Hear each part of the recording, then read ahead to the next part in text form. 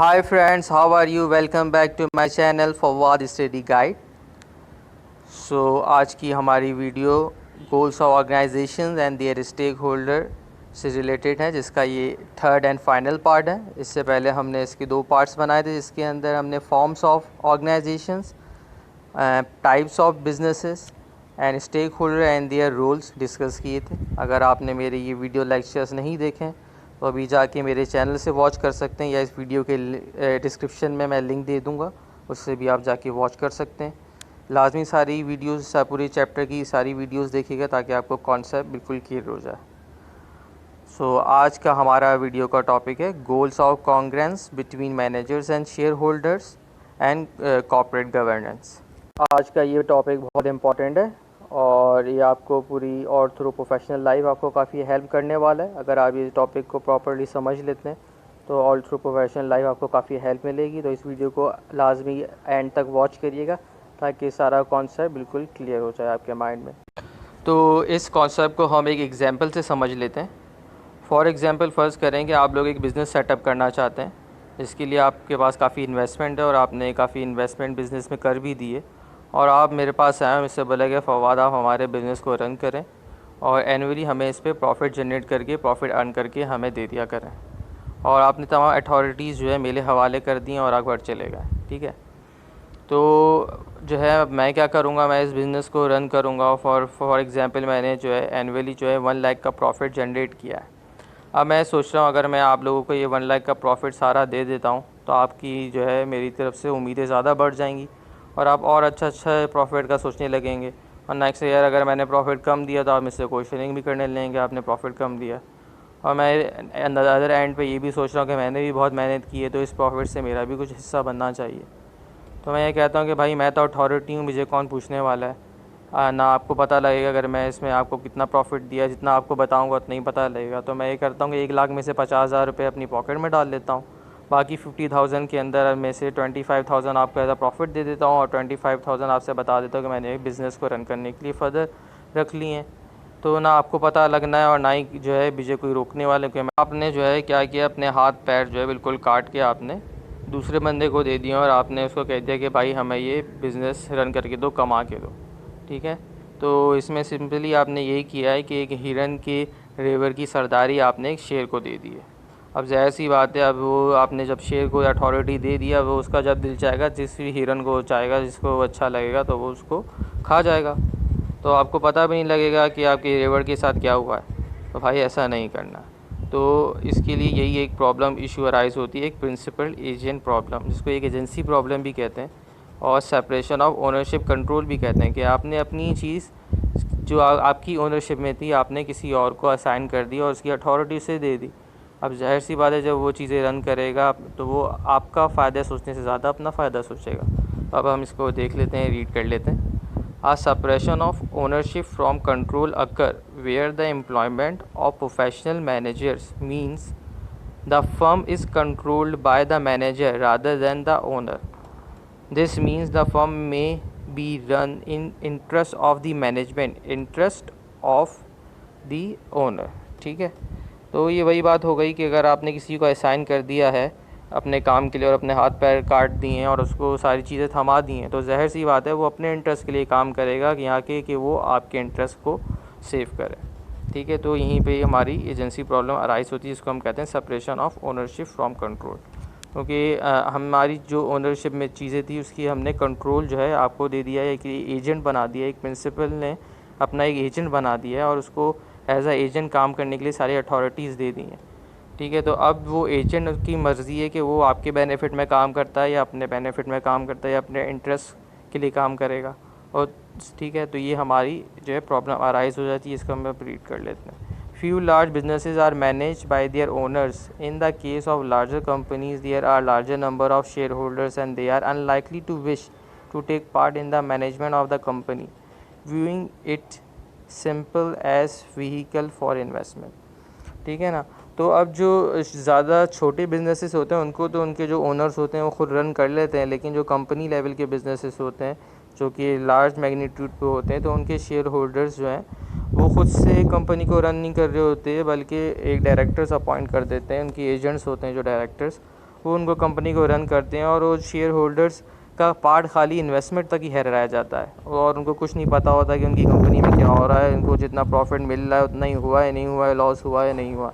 ठीक है, तो ये यहाँ पे आ जाती है, this lead to a separation of ownership from control because a limited liability structure does not give shareholder power to manage the company.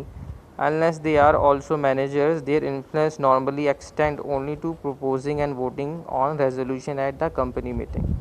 ठीक है ना, तो ये बात हो गई कि हमारा जो लीगल कॉर्पोरेट लॉ है वो भी शेयर होल्डर्स को जो है पावर या अथॉरिटी नहीं देता कि आप अपने बिज़नेस को खुद रन करें। ठीक है, तो एक रिस्ट्रिक्शन है, जब तक कि शेयर होल्डर जो है ख़ुद से उसका एक काफ़ी शेयर होल्डिंग मैग्नीट्यूड जो है बड़ा ना हो, तब तक वो अपनी कंपनी को खुद से भी नहीं चला सकता है। ठीक है, तो बीच में मैनेजरशिप आ जाती है, तो यहाँ पे प्रॉब्लम अराइज हो जाती है कि this separation of ownership from control is known as principal agent problem. कि आपने एक किसी प्रिंसिपल ने आपने अपनी ओनर जो होते हैं उन्होंने अपनी चीज़ों की अथॉरिटी किसी थर्ड पर्सन को दे दी एज अ एजेंट और उसके थ्रू अपने सारे काम करवा रहे हैं, तो ऑब्वियसली सी बात है वो अपने इंटरेस्ट के लिए ज़्यादा काम करेगा कि ना कि जो है ओनर्स के इंटरेस्ट के लिए। ठीक है, तो ये बात होगी, इसको रीड कर लिएगा। Alternative manager goals. अब हमारे पास गोल्स कौन कौन से होते हैं, किसके क्या गोल्स होने चाहिए और हमें कितना सेटिस्फाई करना चाहिए, तो इसको हम रीड कर लेते हैं। Manager will not necessary make decision that will maximise the profit. ठीक है ना, वही बात है कि अभी मैंने आपको बताई थी कि हमेशा जो मैनेजर्स हैं वो प्रॉफिट मैक्सिम को भी डिसीजन लेंगे, वो प्रॉफिट मैक्सिमाइजेशन के लिए नहीं होगा। वो हर वक्त जो है अपने ओनर्स को प्रॉफिट जनरेट करने का नहीं सोचेंगे, बल्कि वो ऑल ओवर सोचेंगे, अपने बारे में सोचेंगे, ऑर्गेनाइजेशन के बारे में सोचेंगे और अपने एम्प्लॉयज़ के बारे में, बेनिफिट्स के बारे में सोचेंगे और ख़ाली प्रॉफिट मैक्सिमाइजेशन के ऊपर नहीं जाएंगे। तो they may have no personal interest as stake in the size of the profit earn except in so far as they are accountable to share holder for the profit they make. जाहिर सी बात है, जब जो profit वो earn करके अपने share holders को देंगे, उस प्रॉफिट के अंदर उनके एजेंट्स का, जो उनके बोर्ड ऑफ डायरेक्टर्स होते हैं, डायरेक्टर्स का या सीईओज एग्जीक्यूटिव्स का कोई शेयर तो बनना नहीं है, उस प्रॉफिट में से उन्हें कुछ तो मिलना नहीं है। जब उन्हें कुछ मिलना नहीं है उसमें से, तो वो ज़्यादा से ज़्यादा प्रॉफिट मैक्सिमाइजेशन के जाएंगे ही क्यों, जब उनसे उसको कोई बेनिफिट ही नहीं मिलेगा, तो जो है वो प्रॉफिट मैक्सिमाइजेशन पे जाएंगे नहीं और जो बस एक सेटिस्फैक्ट्री प्रॉफिट तक उसको मेंटेन करने की कोशिश करेंगे। ठीक है, there may be a lack of competitive pressure in the market to be efficient, minimize cost and maximization of profit, for example where there are few firms in the market। ठीक है ना, अब जहाँ पे बहुत कम फर्म्स होती हैं वहाँ पे प्रेशर भी कम होता है, कंपटीशन भी कम होता है, सही है, मार्केट के अंदर कि कॉस्ट कम हो, प्रॉफिट मैक्सिमाइजेशन हो, तो वहाँ पे कंपटीशन भी कम होगा, तो उन्हें जो है कोई ऐसा इशू नहीं होगा प्रॉफिट मैक्सिमाइजेशन के थ्रू। तो जो एजेंट्स है, जो उनके बोर्ड ऑफ डायरेक्टर्स है, वो क्या चाहेंगे, रादर दैन कि वो प्रॉफिट मैक्सिमाइजेशन पे जाएं, वो अपने शेयर होल्डर को एक सेटिस्फैक्ट्री प्रॉफिट देंगे, एक सेटिस्फाई करने की हद तक कि यार इतना प्रॉफिट इनको कमा के दे दिया जाए जिनका इनके लिए सफिशेंट हो, बुरा ना हो और हमारा भी काम निकलता रहे और उनका भी काम निकलता रहे। तो वो ज़्यादा जो है प्रॉफिट मैक्सिमाइजेशन पे नहीं जाएंगे और जितना प्रॉफिट होगा भी वो भी इतना शो नहीं करेंगे, बल्कि सेटिस्फैक्ट्री प्रॉफिट शो करेंगे और अपने शेयर होल्डर्स को, ओनर्स को जो है ट्रांसफ़र करेंगे and use the rest of the resources to pursue their own wealth and interest. और बाकी जो रिसोर्सेज होंगी वो अपने सेल्फ इंटरेस्ट के लिए, सेल्फ बेनिफिट्स के लिए यूज़ करेंगे। ठीक है, तो ये हमारी प्रिंसिपल एजेंट प्रॉब्लम अराइज हो जाती है यहाँ पे, सेपरेशन ऑफ ओनरशिप कंट्रोल। ठीक है, तो एक ये बात हो गई। अब हम देख लेते हैं प्रिंसिपल एजेंट प्रॉब्लम जो है हमारी कौन कौन सी होती हैं, कैसे अराइज होती हैं और इनको ओवरकम कैसे किया जाता है, ये भी अभी हम डिस्कस करने वाले हैं। ठीक है, इससे पहले हम यहाँ पे देख लेते हैं बोमल्स सेल्स मैक्सिमाइजेशन मॉडल। अच्छा, ये बोमल्स क्या कहता है, इसका एक ही सेल मैक्सिमाइजेशन मॉडल है जिसके अंदर ये कहता है कि कोई भी ऑर्गेनाइजेशन या कोई भी बिज़नेस होता है वो प्रॉफिट मैक्सिमाइजेशन की तरफ जाने से बजाय वो चाहती है कि ज़्यादा से ज़्यादा सेल्स मैक्सिमाइज़ करे, यानी कि सेल्स ज़्यादा से ज़्यादा मैक्सिमाइज़ करे।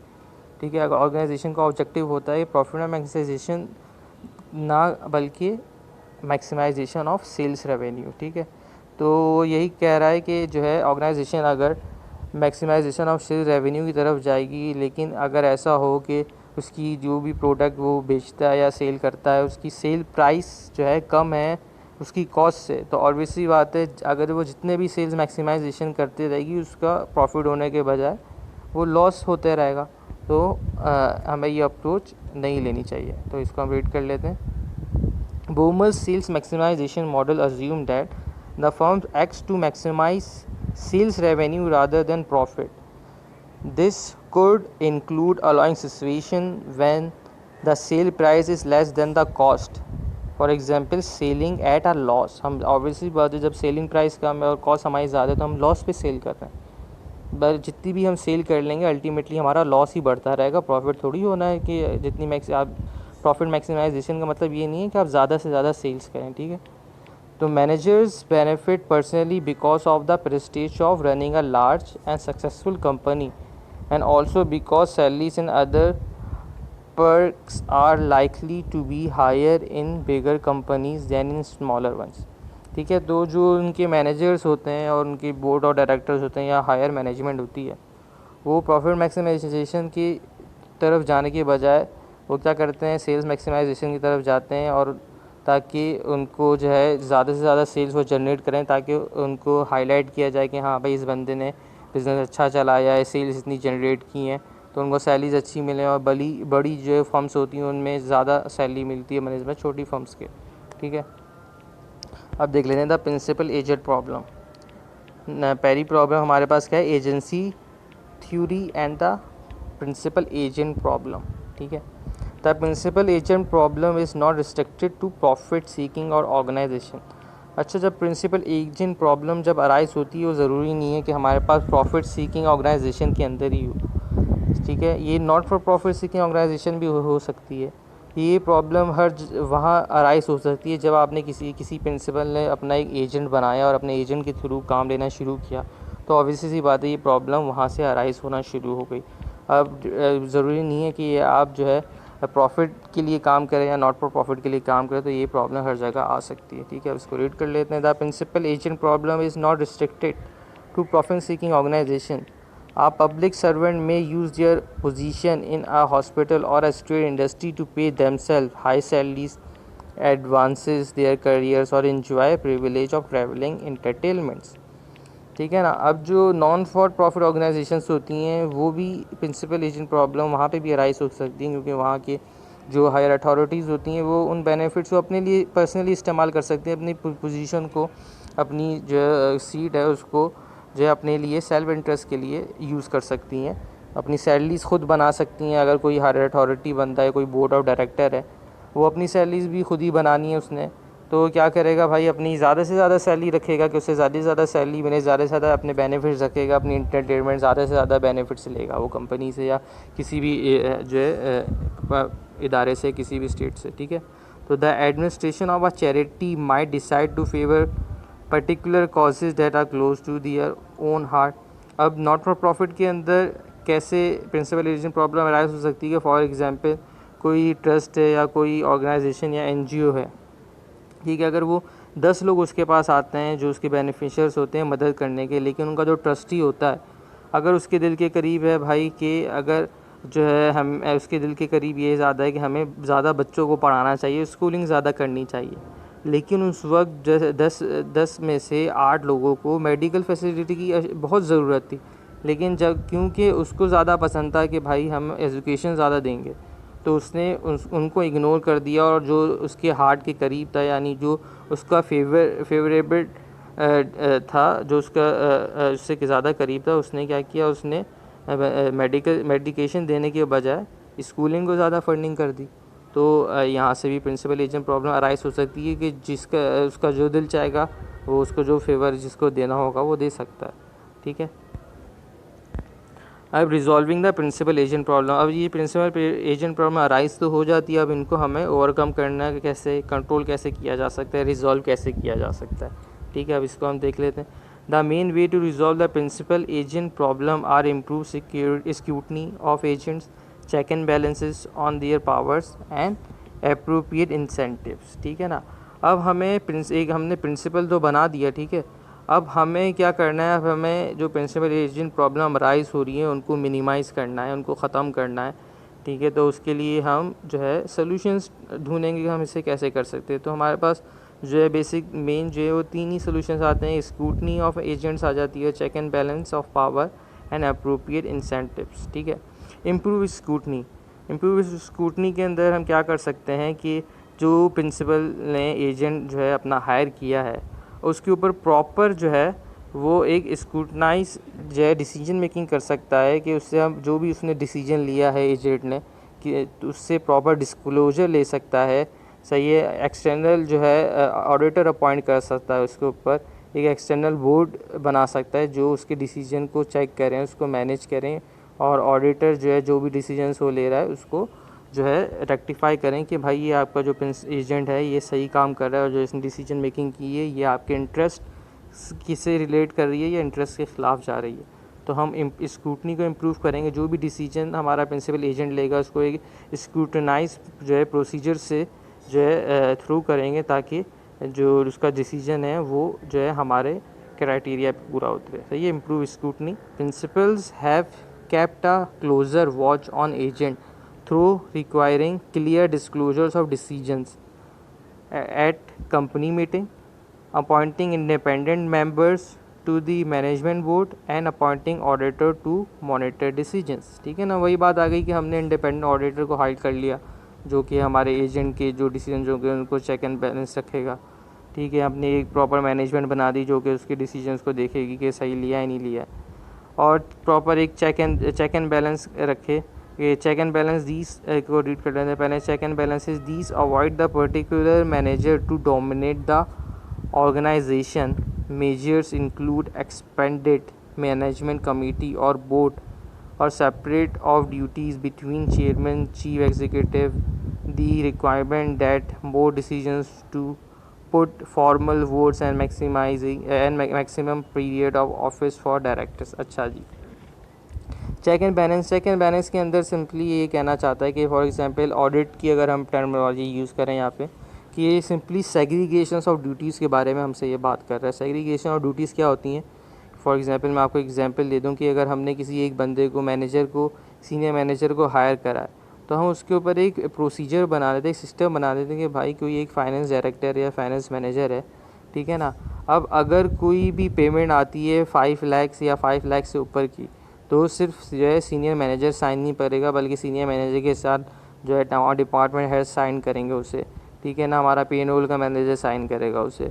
ठीक है। हमारा जो फाइनल जो बोर्ड ऑफ डायरेक्टर है CEO है वो भी उसे साइन करेगा।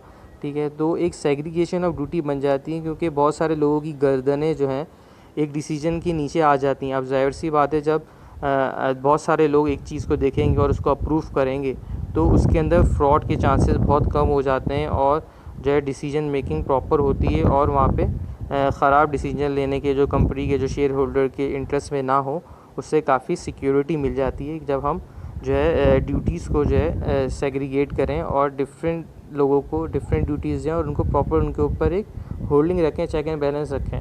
ठीक है। तो इसके अंदर यही बताया जा रहा है, बाकी आप इसको रीड कर लीजिएगा। ठीक है। अब इंसेंटिव्स सबसे मेन इंपॉर्टेंट इंसेंटिव है। अब इंसेंटिव एक प्रैक्टिकल एग्जांपल दे दूँगे। फॉर एग्जांपल अगर हम जो हमारे देखा था कि प्रिंसिपल एजेंट प्रॉब्लम ये थी कि for example annually profit generate करके देना होता है हमारे शेयर होल्डर्स को। ठीक है। तो मैं तो नहीं चाहूँगा कि ज़्यादा से ज़्यादा प्रॉफिट जनरेट करूँ, मैं तो ये चाहूँगा जितना भी प्रॉफिट जनरेट हूँ उससे मैं अपने पॉकेट में रख लूँ और शेयर होल्डर्स को पता एक सेटिस्फैक्ट्री प्रॉफिट दे दूँ। लेकिन अगर शेयर होल्डर्स एक इंसेंटिव देते पीछे, अगर शेयर होल्डर बोलें कि भाई आप एनुअली पीछे जो है 5 लाख का अगर प्रॉफिट जनरेट करने के लिए जनरेट करके देते हैं तो हम उसमें से 20% प्रॉफिट आपको दे देंगे। ठीक है। आपको एक इंसेंटिव दे देंगे कि आप जो है अगर इतनी सेल्स कर लेते, इतना प्रॉफिट जनरेट कर लेते तो हम आपको जो है 20% इसमें से बोनस देंगे, फर्दर आपके एम्प्लॉयज़ को बोनस देंगे। तो विजय एक इंसेंटिव मिल गया कि अब मैं क्या करूँगा, अब जबकि विजय उस 5 लाख जो मेरा प्रॉफिट था उसके अंदर मेरा भी शेयर बन गया तो अब क्या होगा, मेरा उसमें इंटरेस्ट डेवलप हो जाएगा और मैं चाहूँगा कि किसी तरीके से ये टारगेट मैं अचीव करूँ ताकि विजय वो जो 5 लाख के अंदर जो मेरा जो पार्ट है मेरा जो बोनस है वो विजय मिल जाए। ठीक है। तो वो इंसेंटिव लेने के लिए मैं कोशिश करूँगा और इससे क्या होगा, शेयर होल्डर को फ़ायदा होगा कि वो प्रॉफिट ज़्यादा से ज़्यादा जनरेट होकर उन्हें मिलेगा। तो इसको रीड कर लेते हैं। Incentive these tie the pay of manager to achieve achievement of the goals of the agent, ठीक है ना, वही बात आ गई। Thus it is common for chief executive bonuses to depend at least in part on satisfactory achievement in such matters as profit and share prices, ठीक है ना। पहले तो मैं सेटिस्फैक्ट्री प्रॉफिट जनरेट कर रहा था, लेकिन जब मुझे शेयर होल्डर की तरफ से बेनिफिट मिल गया, इंसेंटिव मिल गया, तो अब मेरे उस प्रॉफिट के अंदर जो है इंटरेस्ट ज़्यादा डेवलप होगा और मैं चाहूँगा ज़्यादा से ज़्यादा मैं 5 के बजाय 10 लाख जो है प्रॉफिट जनरेट कर लूँ, ताकि मेरे जो शेयर है वो ज़्यादा से ज़्यादा बने। तो मुझे एक इंसेंटिव मिल गया, तो मैं चाहूँगा ज़्यादा से ज़्यादा प्रॉफिट जनरेट करूँ, ठीक है। और in not for profit organisation managers bonuses might be paid for achievements of non-financial targets such as increase membership numbers, number of people help, ठीक है। और नॉन फाइनेंशियल के अंदर नॉन प्रॉफिट ऑर्गेनाइजेशंस के अंदर कैसे इंसेंटिव दिया जा सकता है, इंसेंटिव दिया जा सकता है कि भाई हमारे जो डोनेशंस हैं, जो डोनर्स है, वो हमसे कहें कि भाई अगर आपने इसे जो है इतने लोगों की, फॉर एग्जाम्पल पहले आप 500 लोगों की मदद करते थे, लेकिन अगर आप जो है इन 500 की जगह 2000 लोगों की मदद कर देंगे तो हम आपको एक ये फाइनेंशियल गिफ्ट देंगे। फॉर एग्ज़ाम्पल हमें कोई गिफ्ट दे दिया, टूर दे दिया, या हमें कोई जो है इनकैशमेंट गिफ्ट दे दिया, तो इसके लिए हम हमारा इंटरेस्ट ज़्यादा बढ़ जाएगा और हम वो टारगेट अचीव करेंगे और ज़्यादा से ज़्यादा लोगों की हेल्प करने की कोशिश करेंगे, ठीक है। तो ये हमारा हो गया प्रिंसिपल एजेंट प्रॉब्लम। होपफुली आप लोगों को समझ आया होगा और सारी चीज़ें मैंने क्लियर कर दी हैं। इस लोग को रीड भी कर लेगा, जो मैंने बातें बताई हैं वही सब लिखी हुई हैं, बहुत सी बातें नहीं लिखी होंगी जो मैंने आपको समझाने के लिए बता दी हैं, तो आपको इंशाल्लाह क्लियर हो गया होगा। अब हम देख लेते हैं हमारा कॉर्पोरेट गवर्नेंस, ठीक है। अब जब हमारी प्रिंसिपल एजेंट प्रॉब्लम यहाँ पे अराइज हो जाती है, ठीक है, और अब हम उसको रिज़ॉल्व करने के लिए स्क्रूटनी करते हैं, फिर हम चेक एंड बैलेंस करते हैं और इंसेंटिव लेते हैं, ठीक है, ताकि हमारे प्रिंसिपल एजेंट प्रॉब्लम जो है मिनिमाइज़ हो जाए और रिस्क कम हो जाए, शेयर होल्डर को बेनिफिट ज़्यादा हो। अब सवाल ये खड़ा होता है कि ये सारी चीज़ें होंगी कैसे। अब ये करना तो है, अब ये करेंगे कैसे। तो इसको करने के लिए एक प्रॉपर सिस्टम डिज़ाइन किया गया है, एक प्रॉपर प्रोसीजर डिज़ाइन किया गया है, जिसको हम क्या कहते हैं, कॉर्पोरेट गवर्नेंस, ठीक है ना। रूल ऑफ कॉर्पोरेट गवर्नेंस, जैसे कि एक कंपनी का जैसे हम देख लें कोई स्टेट हो गया, उसके जो लीगल लॉज होते हैं, ठीक है, पूरा जो स्टेट होता है उस लॉ के तहत चल रहा होता है। फॉर एग्ज़ाम्पल टैक्स के अंदर हम देख लें तो टैक्स के अंदर टैक्सेशन लॉस अलग है। इसी तरीके से हमारे पास कंपनी के लॉस होते हैं, जिसको हम कंपनीज लॉ कहते हैं और कॉर्पोरेट गवर्नेंस कहते हैं, जो कि हमारी रेगुलेटरी बॉडी जो होती है वो उसको जो है असाइन करती है और वो उसको रेगुलेट करती है और मेक श्योर करती है कि ये सारी चीज़ें जो हैं, जो स्क्रूटनी हो गई, प्रॉपर चेक एंड बैलेंस हो गया, ऑडिटिंग हो गई, ये सारी चीज़ें प्रॉपरली काम कर रही हैं नहीं कर रही हैं, इसके लिए एक जो है रूल डिज़ाइन दे दिया, एक सिस्टम डिज़ाइन दे दिया गया, जिसको हम कहते हैं कॉर्पोरेट गवर्नेंस, ठीक है।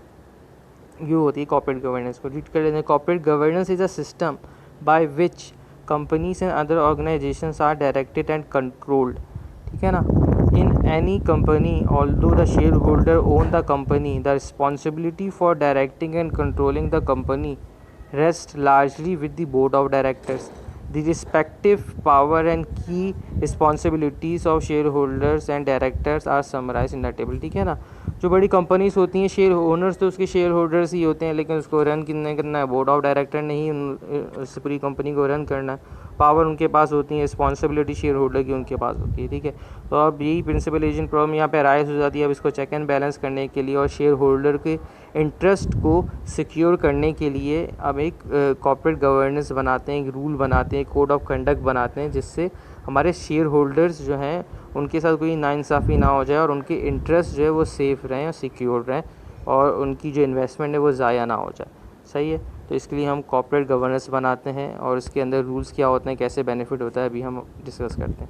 अच्छा, कॉर्पोरेट गवर्नेंस के अंदर क्या होता है कि हमारे पास शेयर होल्डर्स को अथॉरिटी होती है कि आप जो है क्या करना है, डायरेक्टर अपॉइंट कौन करेगा, शेयर होल्डर अपॉइंट करेंगे, ठीक है। ऑडिटर अपॉइंट कौन करेगा, शेयर होल्डर अपॉइंट करेंगे। डायरेक्टर्स की रेम्यूनरेशन या सैलरी जो है वो कौन सेट करेगा, शेयर होल्डर्स सेट करेंगे।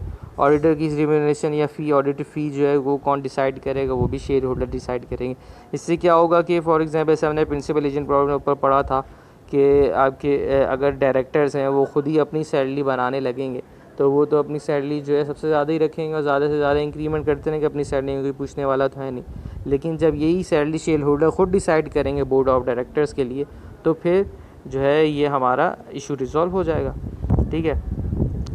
और assure themselves that the system of corporate governance is appropriate and effective, ठीक है ना। और शेयर होल्डर्स को ये भी अश्योर करना पड़ेगा हमें कि जो हमारा कॉर्पोरेट गवर्नेंस रूल है, ये सिस्टम है, ये इफेक्टिवली काम कर रहा है। हमारे इंटरनल कंट्रोल जो हैं, जो कि हर कंपनी के अंदर डिफरेंट कंट्रोल्स होते हैं, हर मेजर पे, हर डिपार्टमेंट पे एक डिफरेंट कंट्रोल्स लगाए हुए होते हैं कि भाई कहीं फ्रॉड तो नहीं हो रहा है, कहीं जो है लैकनेस तो नहीं हो रही है, रिस्क ज़्यादा तो नहीं लिया जा रहा है, शेयर होल्डर के जो इन्वेस्टमेंट है वो डूब तो नहीं जाएगी। तो उसके लिए एक इंटरनल कंट्रोल्स लगाए जाते हैं, वो प्रॉपर्ली काम कर रहे हैं नहीं कर रहे हैं, ठीक है। तो इसको सारी चीज़ों को प्रोटेक्ट करने के लिए हमें एक corporate governance code of conduct बनाया जाता है, ठीक है। उसके अंदर क्या होता है, अब अच्छा हम देख लेते हैं। Failure of corporate governance through most discuss in relation to large quoted companies, governance is an issue for all bodies, corporate, commercial and not for profit. अब हमने कॉर्पोरेट गवर्नेंस तो बना दिया, एक रूल तो बना दिया, अब इसको अप्लाई करना मसला क्या है। अब इसको हम प्रॉपर्ली अप्लाई करें, प्रॉपर्ली एग्जीक्यूट करें, ताकि सारे सिस्टम सही हो सकें। पाकिस्तान का मसला यही है कि हमारे पास रूल्स तो हैं, लेकिन वो प्रॉपर्ली एग्जीक्यूट नहीं होते, प्रॉपर्ली चलते नहीं है, वरना आज पाकिस्तान कहाँ से कहाँ होता।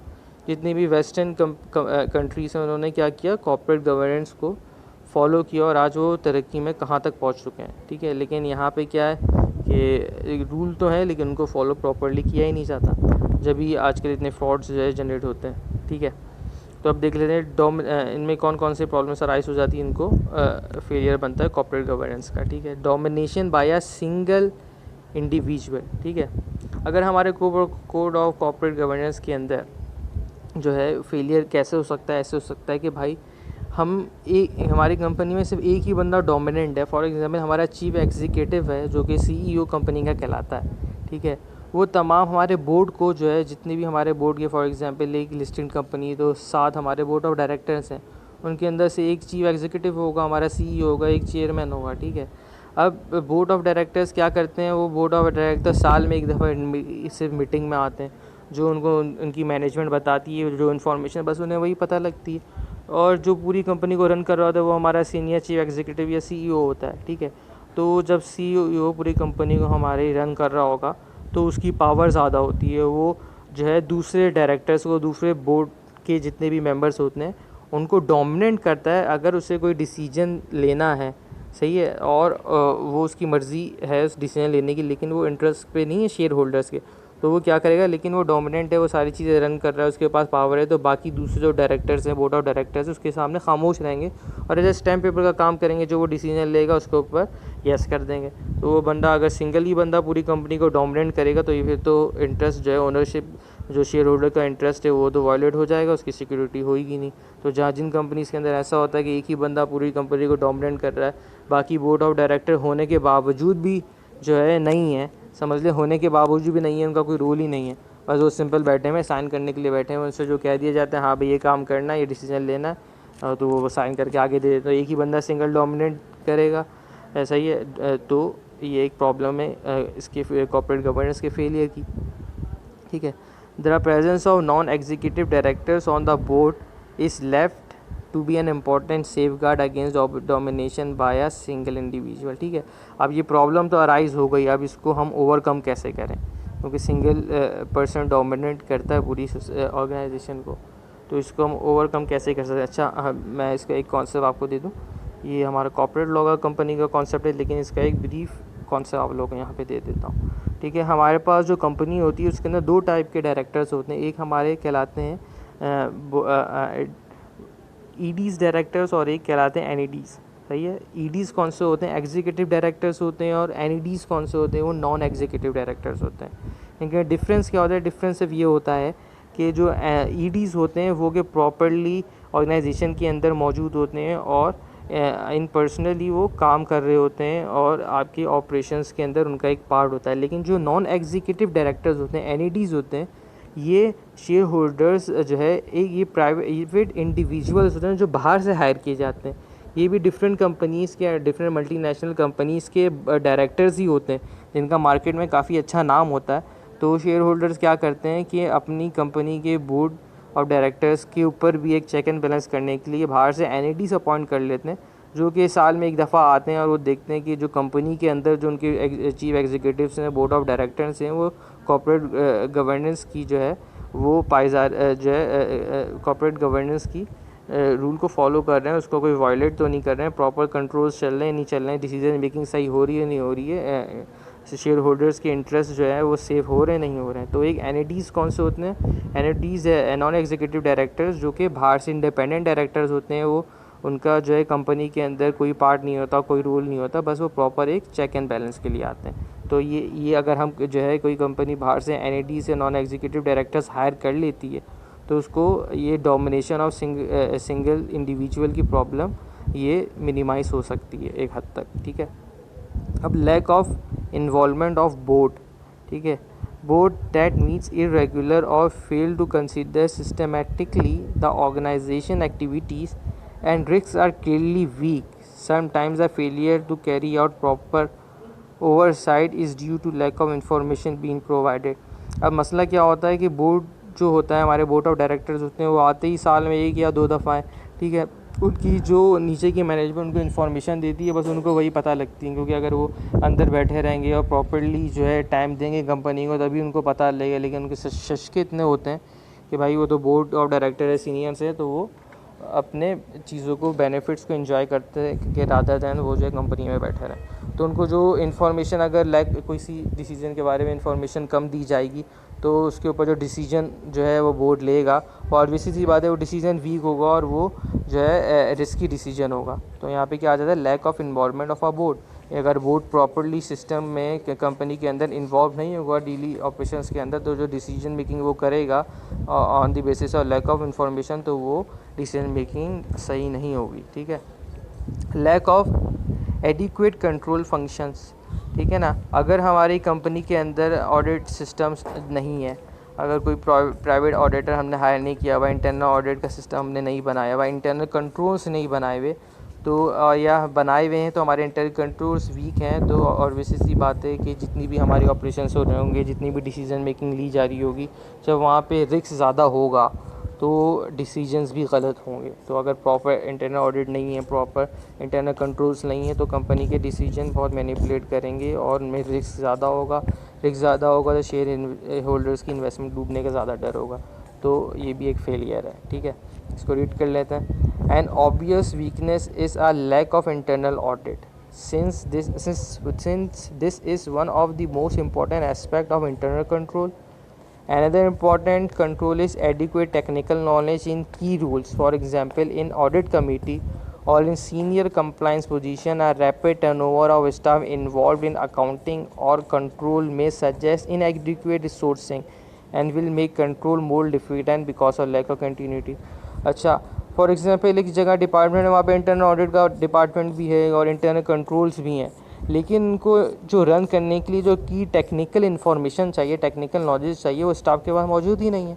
तो जब एक स्टाफ के पास किसी सॉफ्टवेयर को रन करने की इन्फॉर्मेशन या ट्रेनिंग नहीं होगी, या किसी सिस्टम को चलाने की या ऑडिट करना नहीं आता होगा उनके स्टाफ को, तो वो प्रॉपर कंप्लाइंस कर ही नहीं सकते, ठीक है। तो ये एक लैक ऑफ जो है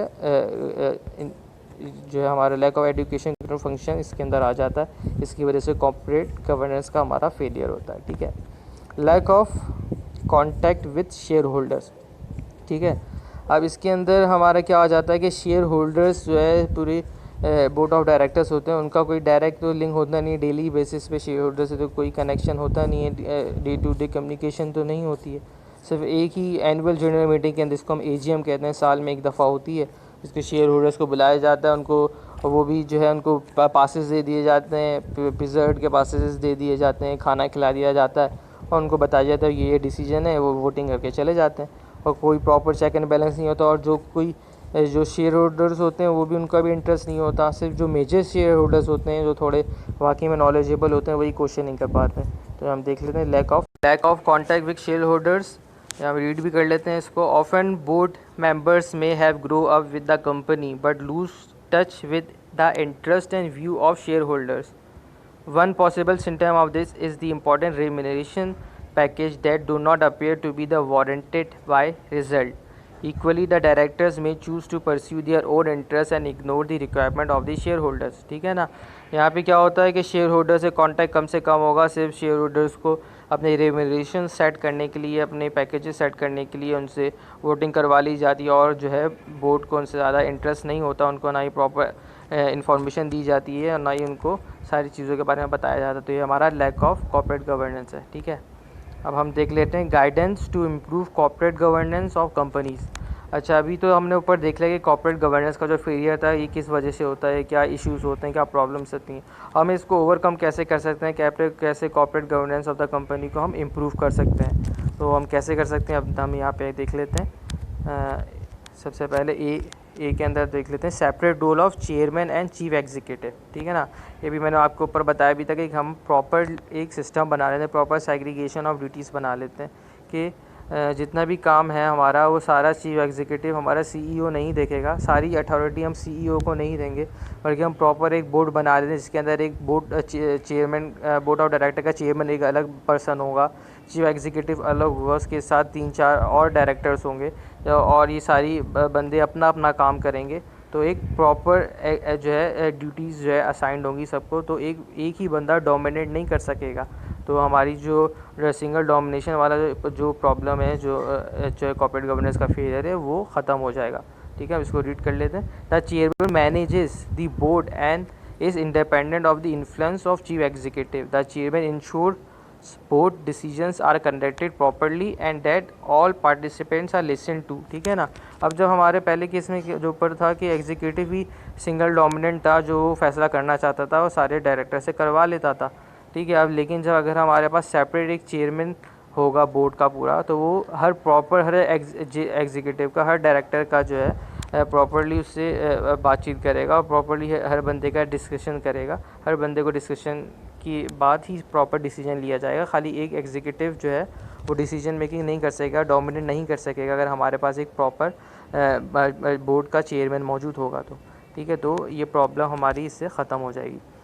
बी के अंदर देख लेते हैं इंडिपेंडेंट अपॉइंटमेंट ऑफ डायरेक्टर्स, ठीक है ना। अब डायरेक्टर जो हमारे अपॉइंट किए जाते हैं वो इंडिपेंडेंटली अपॉइंट हो, ठीक है। ये क्योंकि होता क्या है कि कंपनीज़ के अंदर जो सीईओ चीफ एग्जीक्यूटिव जो कंपनी को चला रहा होता है, जब कोई डायरेक्टर जो है दोबारा नया अपॉइंट किया जा रहा होता है या रिटायर होता है पुराना डायरेक्टर, तो वो जो उसके सोर्स लिंक के अंदर जो लोग मौजूद होते हैं, जो उसके भरोसे के काबिल होते हैं, उन्हीं को वो अपॉइंट करना चाहता है कि वही आ जाएँ ताकि उसका काम चलता रहे और उसके आगे कोई ना बोले और उसके डिसीजंस को भी मैनिपुलेट ना कर सके, उसके बाद पावर ज़्यादा हो और डिसीजंस को कंट्रोल से ओवरराइड करने की पावर ज़्यादा हो। तो इसको ख़त्म करने के लिए हम क्या कर सकते हैं कि इंडिपेंडेंट अपॉइंटमेंट ऑफ डायरेक्टर्स करें। जो अब डायरेक्टर्स हैं उनको इंडिपेंडेंटली अपॉइंट किया जाए, बाकायदा एक नॉमिनेशन कमेटी बनाई जाए जो कि डायरेक्टर्स को अपॉइंट करे, और अपॉइंट करने के बाद हम शेयर होल्डर्स से मीटिंग के अंदर अप्रूवल लें कि भाई ये डायरेक्टर है, ये इंडिपेंडेंट है, ये इसकी जो है रिक्वायरमेंट्स हैं, ये अपॉइंट किया जाए ना किया जाए, बाकायदा शेयर होल्डर से अप्रूव कराया जाए, उसके बाद ही डायरेक्टर अपॉइंट किया जाए। तो इस इशू से हम बच सकते हैं, ठीक है। अब इंडिपेंडेंट सेटिंग ऑफ डायरेक्टर पे, ठीक है। अगर जो है हम इंडिपेंडेंटली जो है रेम्यूनरेशन डायरेक्टर की जो सैलरी होती है, इसको रेम्यूनरेशन कहते हैं हम, वो इंडिपेंडेंटली सेट की जाएगी, एक प्रॉपर रेम्यूनरेशन कमेटी बनाई जाएगी और वो उसको अप्रूव कर देगी, जो कॉम्पिटिटिव मार्केट सैलरी होगी वो दी जाएगी और बाकायदा शेयर होल्डर से मीटिंग के थ्रू अप्रूव भी की जाएगी। तो वो ज़्यादा बेटर रहेगी, क्योंकि अगर कोई डायरेक्टर आता है और वो फाइनेंस डायरेक्टर फॉर एग्जांपल है, तो फिर वो अपनी सैलरीज को खुद ही बढ़ा सकता है अगर ख़ुद बनाएगा, लेकिन अगर जब वो ख़ुद अपनी सैलरीज नहीं जो है डिसाइड करेगा, तो अगर इंडिपेंडेंटली उसको डायरेक्ट पेमेंट दी जाएगी, एक रेम्यूनरेशन कमेटी बनाएगी, तो इस चीज़ से हम बच सकते हैं, ठीक है। नॉन एग्जीक्यूटिव डायरेक्टर्स NEDs, ये मैं ऊपर पूरा डिफाइन कर चुका है। NEDs कौन होते हैं? अगर एक हम प्रॉपर NEDs को कोई कंपनी बाहर से अपॉइंट कर लेती है, तो फ़ायदा ये होता है कि जो कंपनीज़ के अंदर बोर्ड ऑफ डायरेक्टर्स होते हैं, अगर वो आपस में कोलूजन भी कर लेते हैं किसी डिसीजन पे, ठीक है ना, अगर कोई चेयरमैन भी जो है और बाकी बोर्ड ऑफ डायरेक्टर्स हैं, CEO सब मिल जाते हैं डिसीजन मेकिंग के लिए अपने इंटरेस्ट के लिए, तो अगर हमारे पास NEDs मौजूद हैं तो हम उसको भी रोक सकते हैं कि एक NEDs प्रॉपर बाहर से, NEDs कौन होते हैं मैंने आपको बताया कि बहुत बाहर से प्रोफेशनल हाई किए जाते हैं, जो हमारे बोर्ड को, जो हमारा बोर्ड डिसीजन लेता है, जो हमारे हायर मैनेजमेंट डिसीजन लेती है, उनको भी चेक एंड बैलेंस सकता है, उनको भी जजमेंट करता है कि ये कॉर्पोरेट गवर्नेंस के तहत डिसीजन लिया गया है नहीं गया है, सारी चीज़ें अप्रूव जो हुई हैं वो प्रॉपरली जो है शेयर होल्डर की इंटरेस्ट को सिक्योर कर रही हैं नहीं कर रही हैं। अगर हम NADs अपॉइंट कर लेंगे तो ये इस चीज़ से भी हम बच जाएंगे, ठीक है। अब participation by investors, shareholders should be given adequate information to judge the affairs of their firms, and the shareholders meeting should encourage active questioning and scrutiny of the board, ठीक है ना। शेयर होल्डर्स की participation ज़्यादा से ज़्यादा की जाए, जो भी हमारे बड़े डिसीजंस होते हैं उनके अंदर हम शेयर होल्डर की अप्रूवल हम लाजमी रखें। शेयर होल्डर्स को बुलाएं, उनको सारी इन्फॉर्मेशन कन्वे करें और उनको बताएंगे डिसीजन है ये आपके लिए बेनिफिट होगा नहीं होगा। अगर वो अप्रूव करते हैं और उनसे बाकायदा क्वेश्चनिंग का मौका दिया जाए, बाकायदा उनको सारी चीज़ डिसाइड करने की जो है चीज़ें दी जाएँ, प्रॉपर स्क्रूटनी हो सारी चीज़ों की, तो उनके लिए वो डिसीजन जो बोर्ड डिसाइड करेगा और वो डिसीजन जो कि बाकायदा मीटिंग के थ्रू अप्रूव होगा तो वो ज़्यादा बेटर होगा। तो इन सारी चीज़ों से हम कॉर्पोरेट गवर्नेंस को इम्प्रूव कर सकते हैं और प्रॉपर्ली एग्जीक्यूट कर सकते हैं और इसके फेलियर को इससे बचा सकते हैं।